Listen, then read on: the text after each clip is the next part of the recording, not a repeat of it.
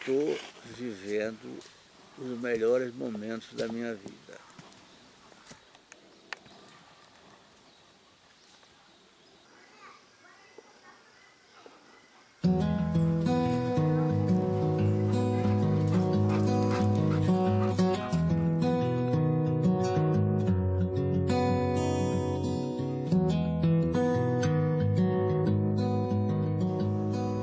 A mudança para a roça realmente foi apenas uma alteração de rumo, porque o meu sonho era sair da cidade grande para viver uma vida pacata, quer fosse no litoral, quer fosse na roça.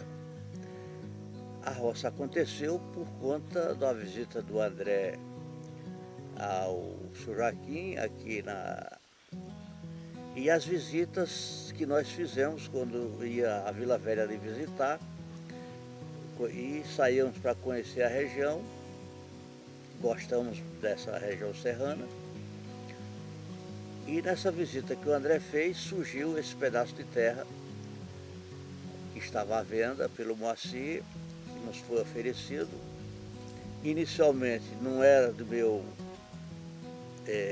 apoio, nem do Sandro, era da Flávia e do André, mas optamos por aceitar esse desafio, conforme foi colocado por você mesmo.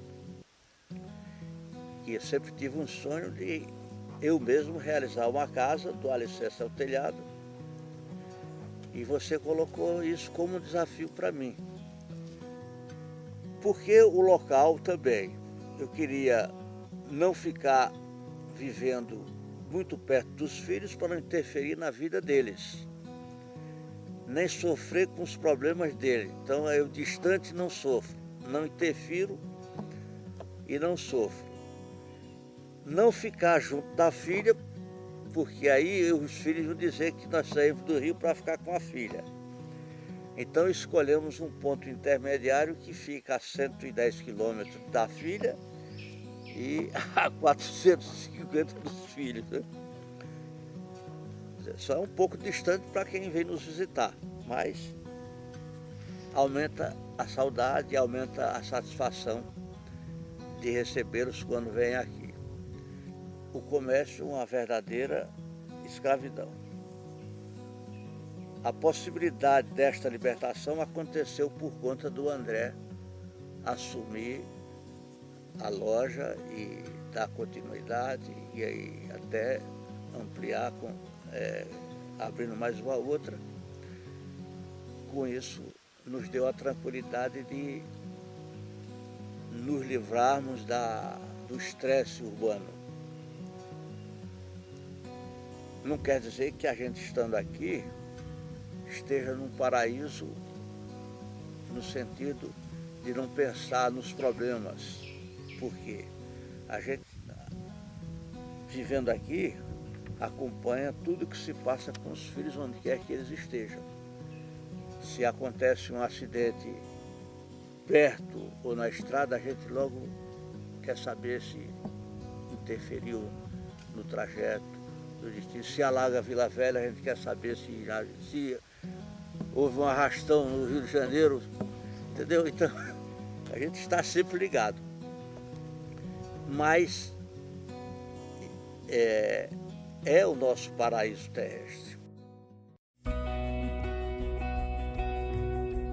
Encontramos isso aqui praticamente uma terra virgem, começamos do zero, enfrentamos muitas dificuldades que eram previsíveis por conta da natureza do terreno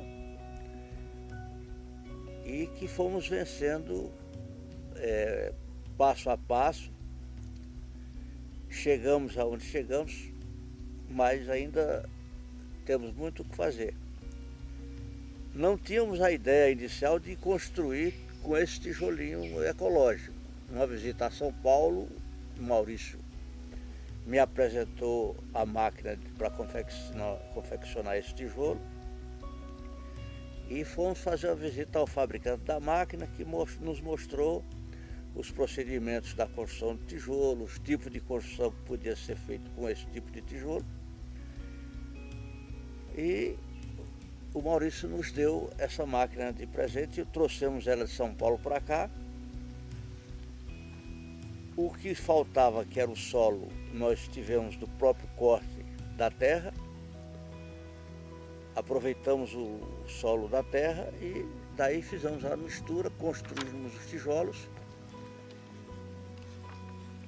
e finalmente a casa. No carnaval de 2006, praticamente, foi quando demos início a isso, porque passamos o carnaval confeccionando as plantas, fazendo os planejamentos. Depois apresentamos as plantas para vocês opinarem, darem sugestão. Por conta disso, eu sempre digo que isso não foi construído por mim só.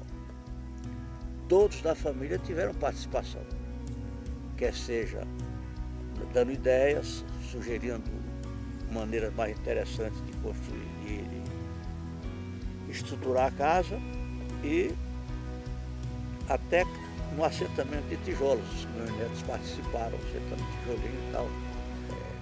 Vale ressaltar que nós tivemos a sorte de conhecer um cidadão aqui muito dedicado, muito pontual, muito trabalhador, assíduo, que é o Darli, que foi o meu braço direito nesta empreitada. E o seu filho, que foi o William, que conseguiu produzir os tijolos, deu continuidade à medida que a obra andava, ele ia fazendo os tijolos com a qualidade que a gente exigia e a qualidade que era necessária. Eu nunca tinha construído uma casa, então você vai tendo que adquirir conhecimento através de literaturas e tem também ir fazendo os planejamentos como se você fosse um engenheiro sem nunca ter ido à faculdade. Ser o gerente, o encarregado de obra sem nunca ter sido encarregado de obra. E ser o pedreiro, ser o eletricista, ser o encanador, ser o bombeiro, ser o soldador, porque teve muita coisa de solda. Tudo isso você, folheando a apostila, um livro, depois vai para a prática. E a parte importante mesmo é o apoio, a participação da Inácia, minha esposa aqui. Sem ela, isso nada seria possível.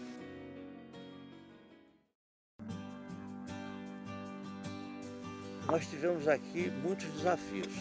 O primeiro, eu diria que foi encontrar um lençol de água que fosse água potável de qualidade. E isto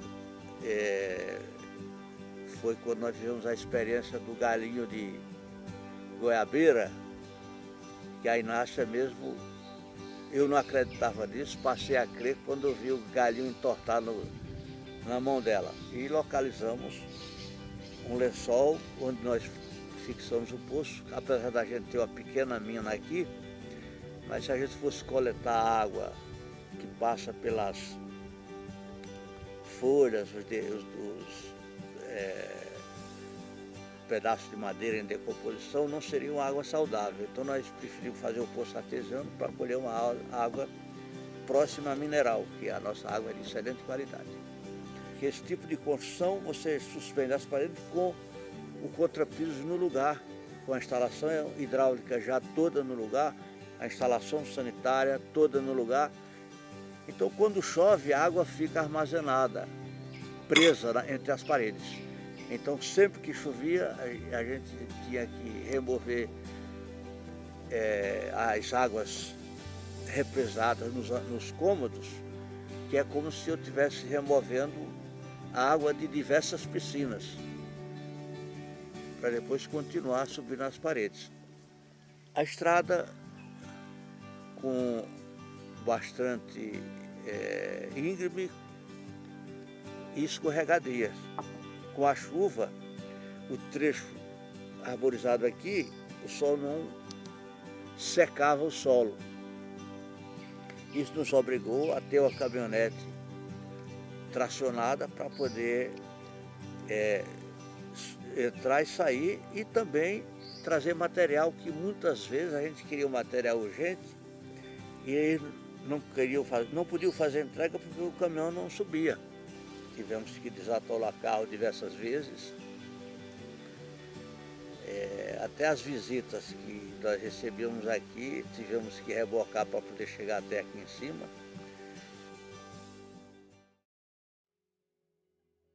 Quando a gente contrata uma empresa e manda ela construir um imóvel e você recebe a chave, você tem uma só emoção.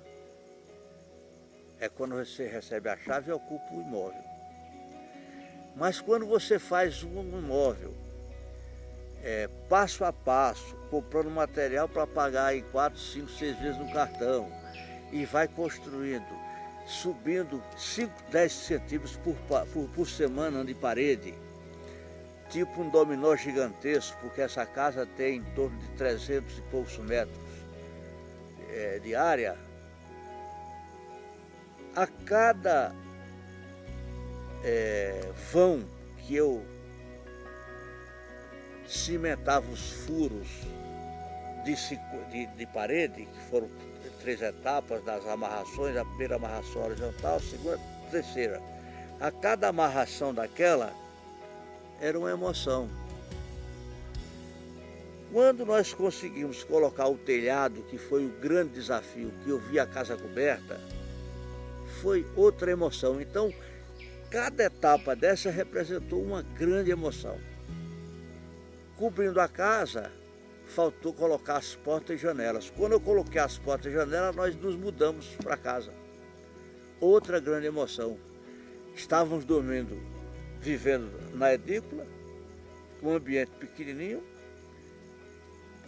Nos mudamos para uma casa gigantesca, que só o quarto tinha 24, 5, quase 30 metros. Só o quarto. Foi outra emoção. Então, cada etapa, depois veio o rebaixamento, que você ficava dormindo, não sabia se vinha uma aranha, se vinha um bicho. Então, o rebaixamento já foi outra emoção, porque já isolou mais a casa. A temperatura, o frio já diminuiu, porque antes tinha muito frio. Então, foram cada etapa. Quer dizer, quando acendemos o fogão, que funcionou perfeitamente, foi outra emoção, porque era uma incógnita. Nunca tinha feito fogão a lenha. Nem as dimensões eu tinha. As dimensões eu tirei pelas fotografias, contando a quantidade de tijolinhos. Como o tijolo é padrão, eu quantifiquei os tijolos e dei a medida. E fiz assim. Então, quando acendemos o fogão, que a fumaça saiu perfeito e não saiu nada para dentro de casa, foi outra emoção, porque era uma incerteza para mim. A outra emoção também, o sistema de água, de aquecimento de água, que eu coloquei usando o próprio fogão a lenha, que também funcionou. Só que o estoque de água ainda é pequeno, eu pretendo aumentar colocando mais caixas para estocar mais água aquecida. Então, é uma série de emoções que a gente tem. Quando essa estrada foi concluída, pudemos subir com o carro aqui sem ficar exposto a um atolamento. Foi outra emoção.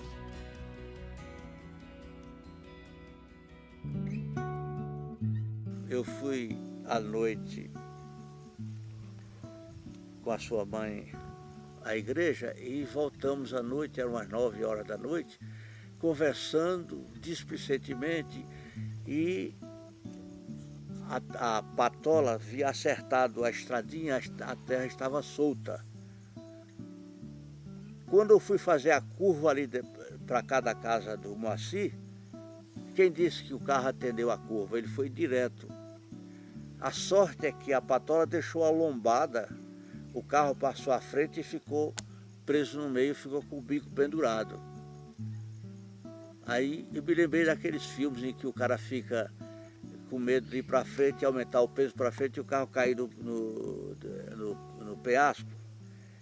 Aí eu falei para sua mãe não abrir a porta do carro, porque ela, se abrisse a porta grande, ia aumentar o peso para frente.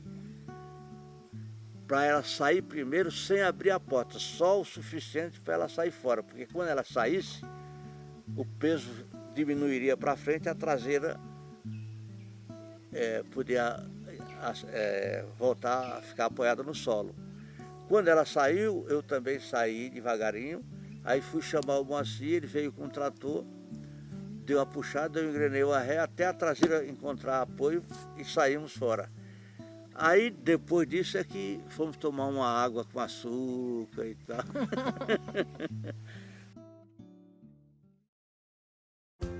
Espero fazer deste local um ambiente aprazível para os filhos, para os netos. Para isso falta ainda algumas coisinhas que estão a caminho. Depois que o lago de peixe estiver produzindo alguma coisa para o nosso consumo, eu quero ver se a gente consegue fazer a quadra de futsal lá embaixo e cercar, tem que cercar, né? Gramar, arrumar direitinho, construir ali os 3 chalés, ao lado uma cozinha coletiva para quem ficar hospedado nos chalés, uma área de esporte, de jogos coberta e uma área também coberta de estacionamento. Feito isso, eu acredito que nós estaremos com um ambiente capaz de oferecer um certo conforto para quem vier fazer uso disso aqui.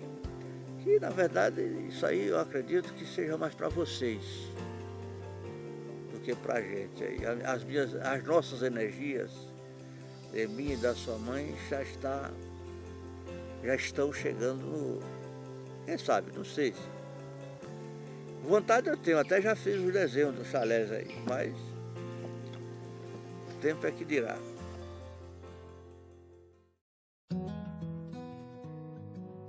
O sonho que eu tinha, eu estou realizando. É ter essa vida de tranquilidade, paz e sossego com as pessoas e especialmente com a pessoa a que a gente ama. A maior construção ou constituição, vamos dizer assim, do homem é a família. É aquilo que você construiu de mais importante.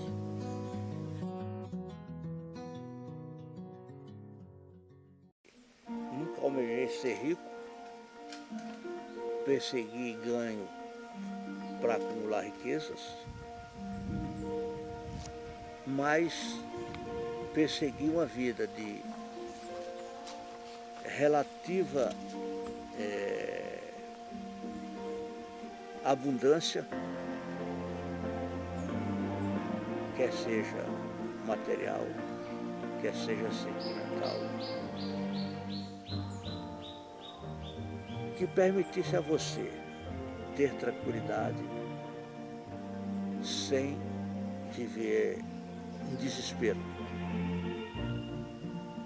Se você tiver paz de espírito, saber conviver com as pessoas, dizer sim na hora certa, dizer não na hora certa, não quer dizer que eu saiba tudo isso, não. Mas se a gente conseguisse, isso já é o bom caminho.